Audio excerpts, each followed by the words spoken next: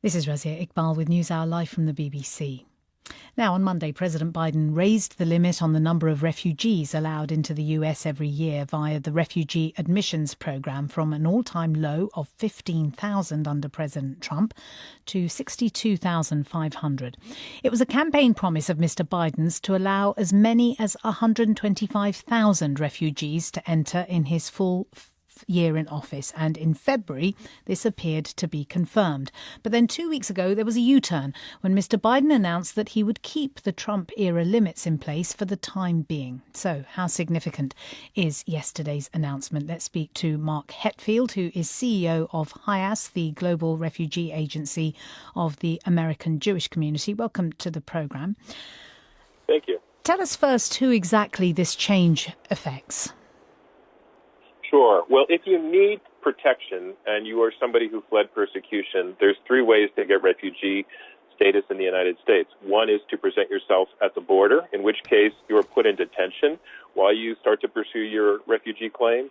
The second is to cross the border without authorization and risk your life. Or the third is to go through the U.S. Refugee Resettlement Program, which is a way you apply for refugee status to the United States if you are not inside the U.S. or at our borders. So when President Trump was in the White House, he had a pretty short list of types and nationalities of refugee that he was willing to accept into the U.S. Who gets to apply for refugee status now?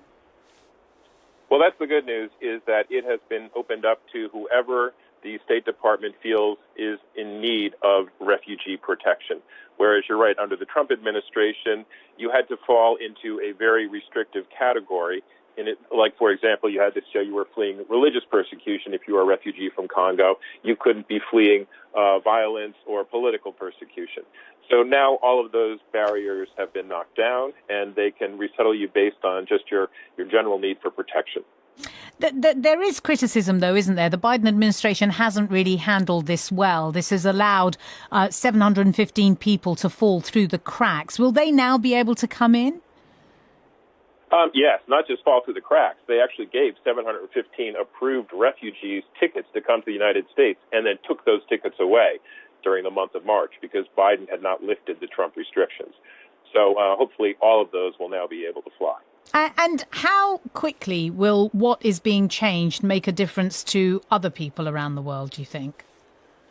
Well, it will take time. I mean, we are operating in a global pandemic, and the Trump administration eviscerated the U.S. refugee program, which was the largest refugee program in the world. It no longer is.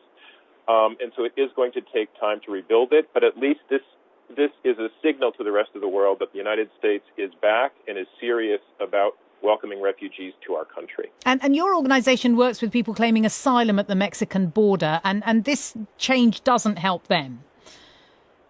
Well, it doesn't help them directly. But the fact of the matter is that people cross the border illegally or without documentation because there's no legal and safe way to get here.